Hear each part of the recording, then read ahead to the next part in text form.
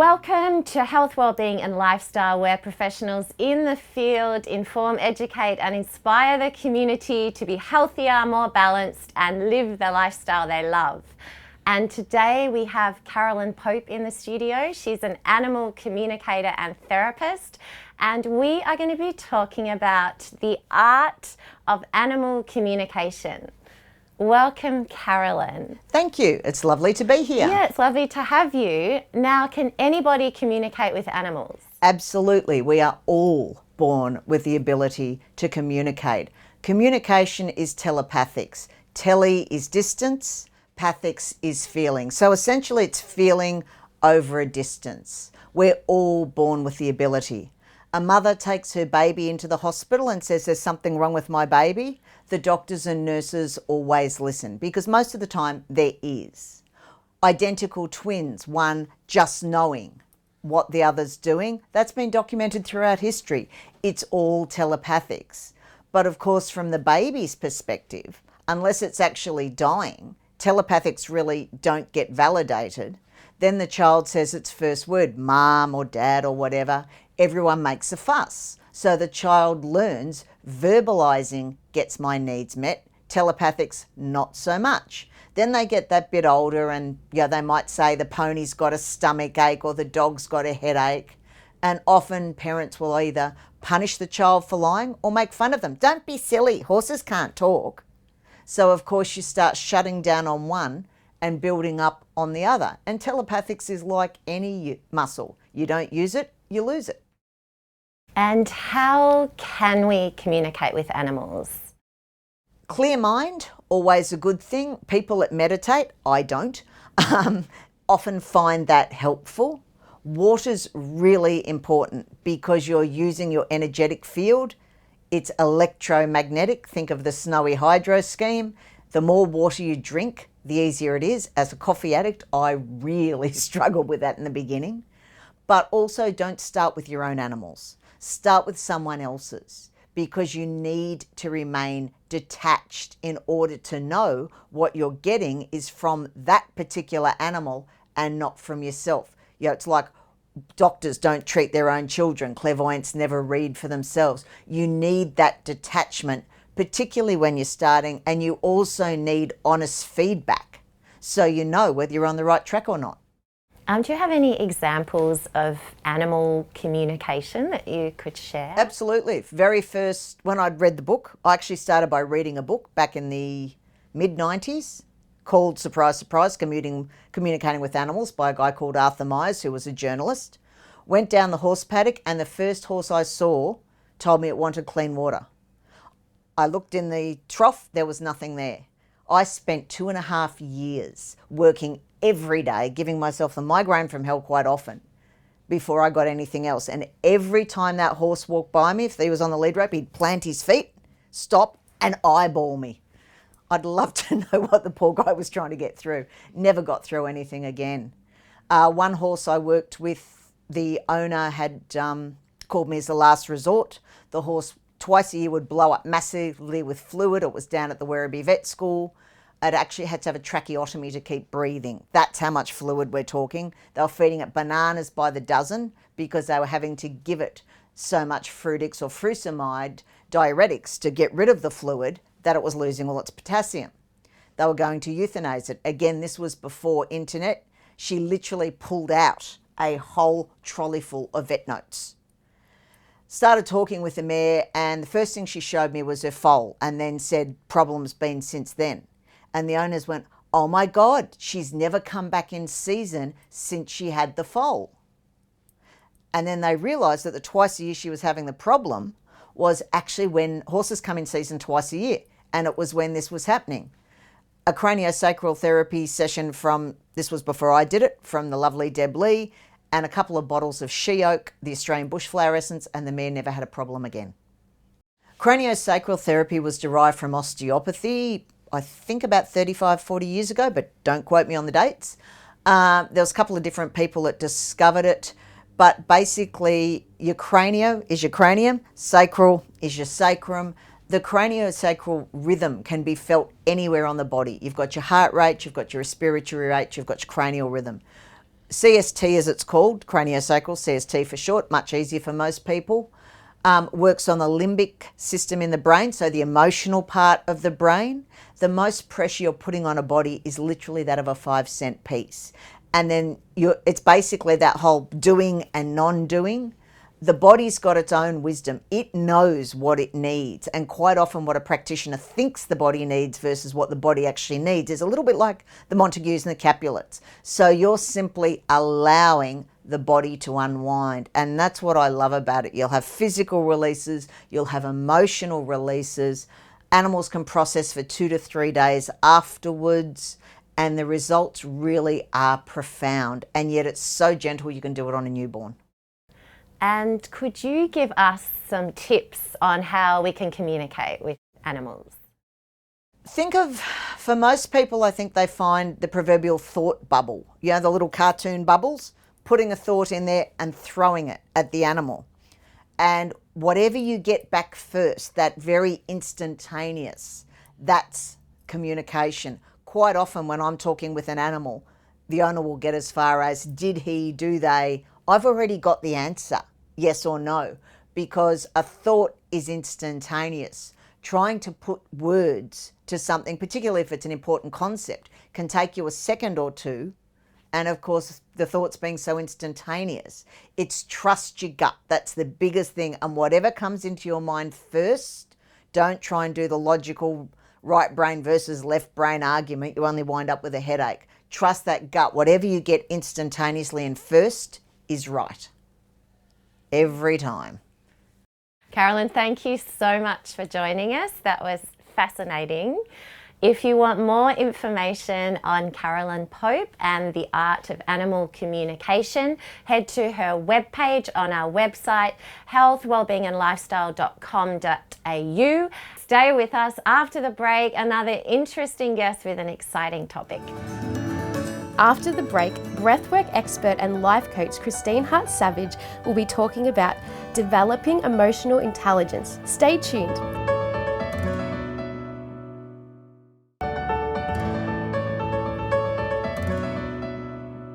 Welcome back, and our next guest is breathwork and life coach Christine Hart-Savage, and the topic we'll be discussing today is developing emotional intelligence. Welcome, Christine.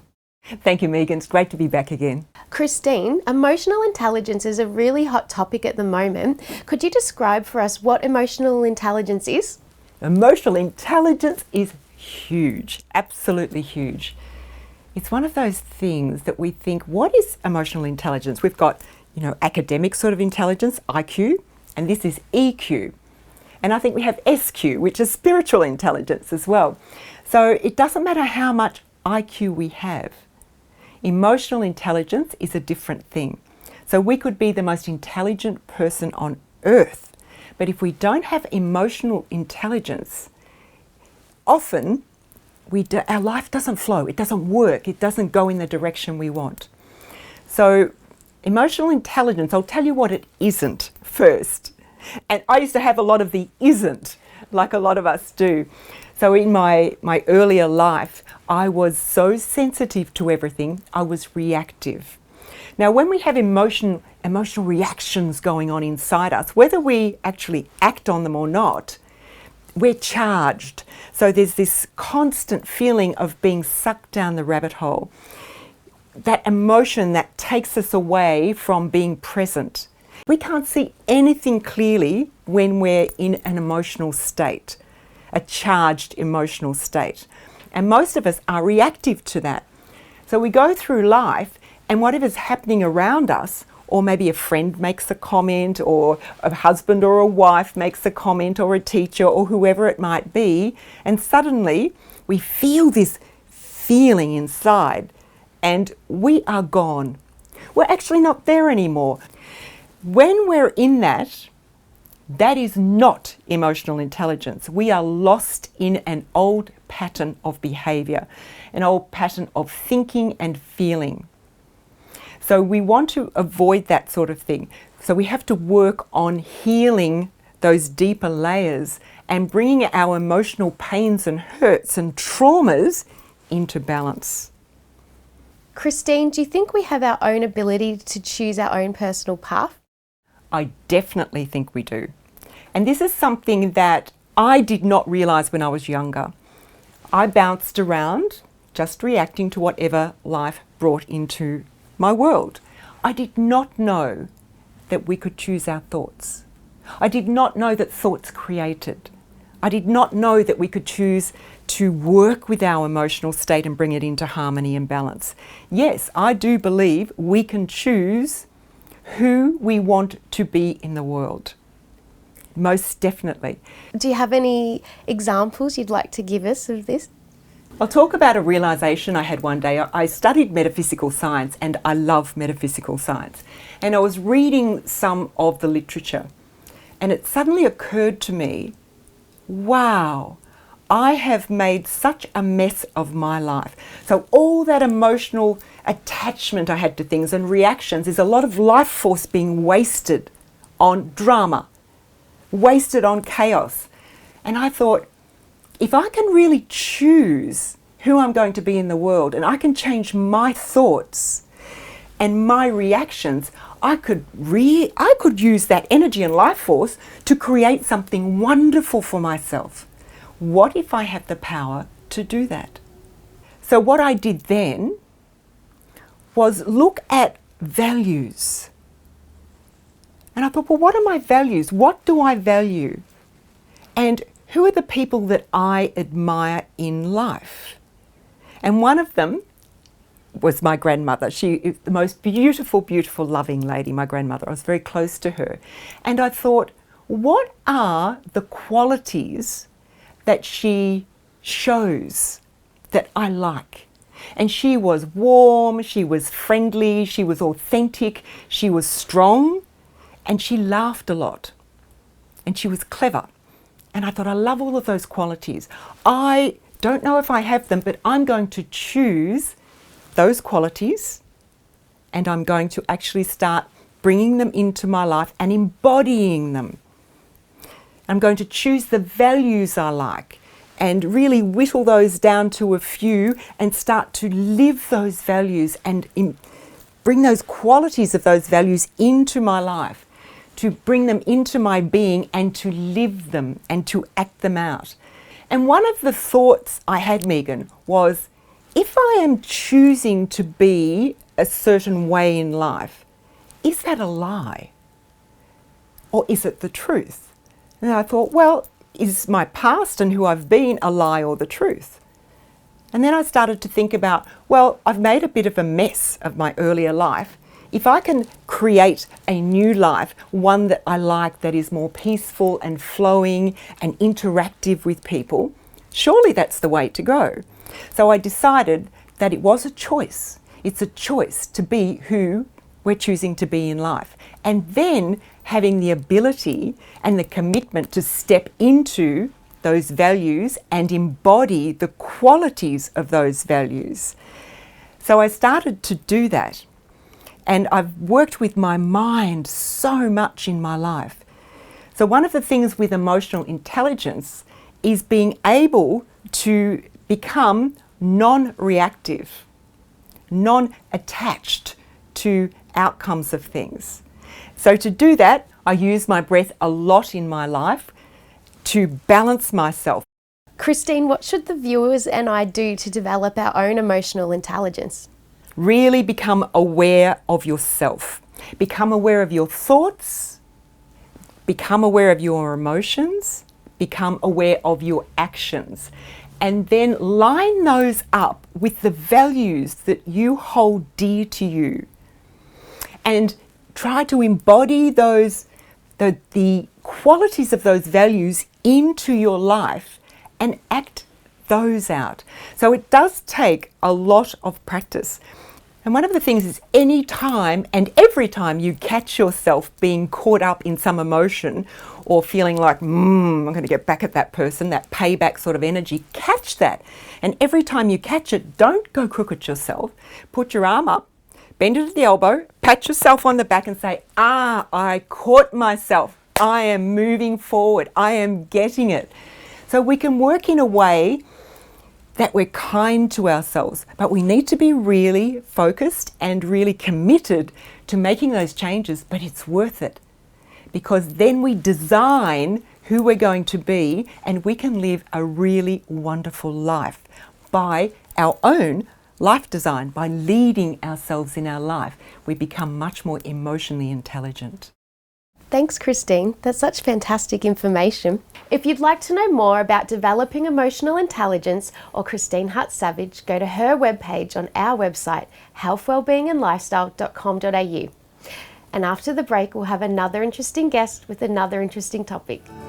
Stay tuned. After the break, barbecue cook and healthy food advocate Sarah Kiryshin will be talking about healthy food for today's busy people.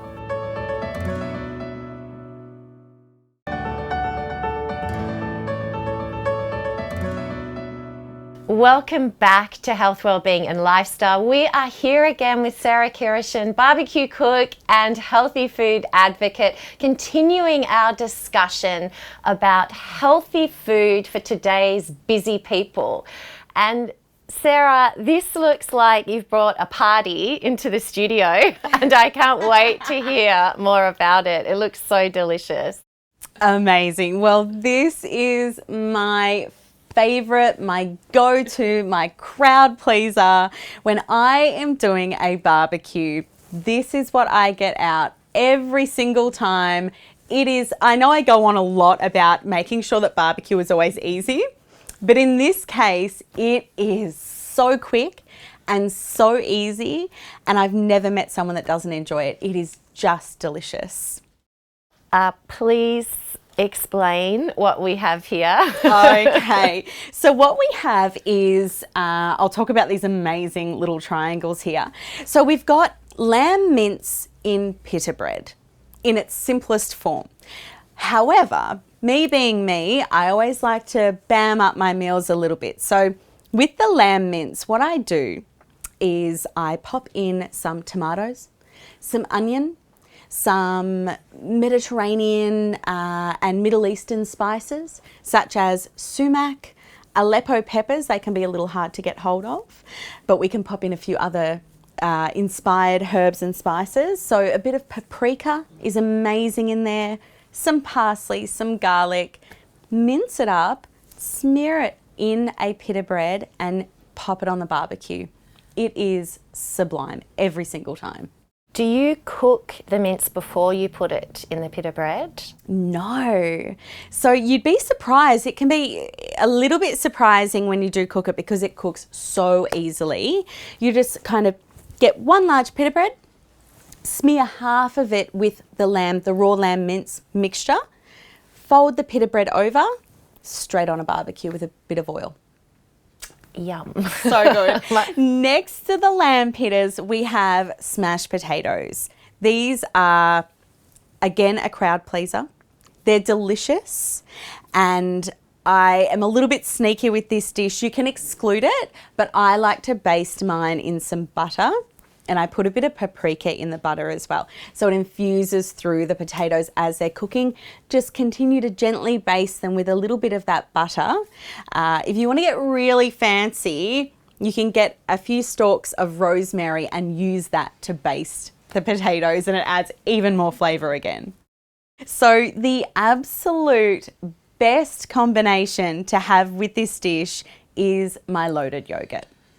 Then I bam it up with some of my secret ingredients. So let me talk you through what we have.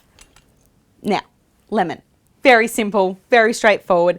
The acidity helps cut through any fats or any, umami flavors for the barbecue, and it complements everything perfectly.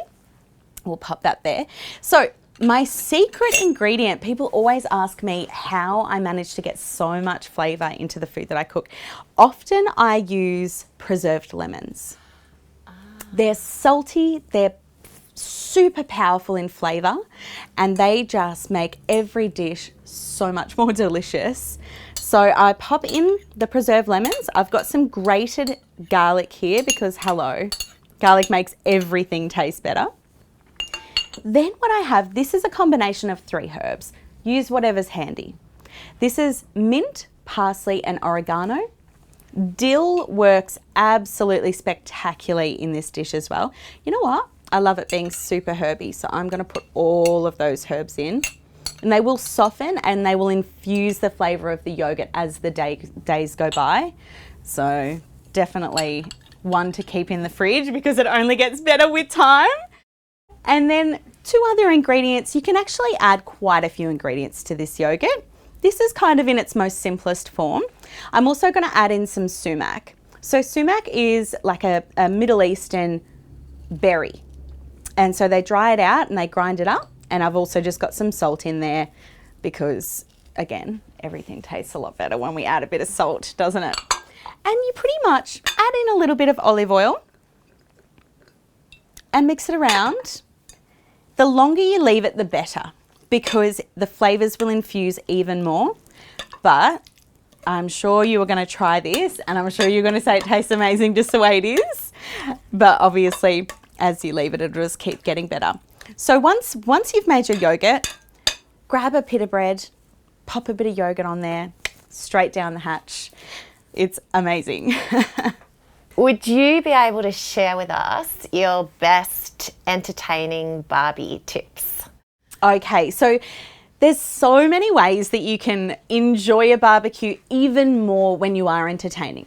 So for example, with these pitas, you can even get people to make their own if you want. Say, here's a pita bread, pop a bit of mince on there, fold it over and chuck it on the Barbie.